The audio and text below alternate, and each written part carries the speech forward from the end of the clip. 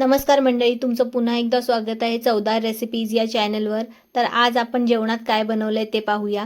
आज मी बटाटा आणि वांग घालून सुके बोंबलाची ही आंबट कढी केली आहे। थंडीच्या दिवसात ही सुके बोंबलाची आंबट कढी फारच चविष्ट लागते आणि हे ताजे ताजे सुके बोंबील येतात थंडीचे। दुसऱ्या बाजूला आहे आपला भात, गरमागरम भात आहे ह्या सुके बोंबलाच्या कालवणाबरोबर खाण्यासाठी। आणि इथे मी आळणी भात केला आहे। हा मटणाचा आळणी भात आहे माझ्या बाळासाठी। हा माझ्या घरात सर्वांनाच आवडतो, लहानापेक्षा मोठ्यांचीच जास्त भांडणं होतात हे खाण्यासाठी। यात मी फक्त मटणाची कलेजी वापरली आहे, कारण त्याला फक्त कलेजीच आवडते। तुमच्या घरात देखील हा आळणी भात बनतो का?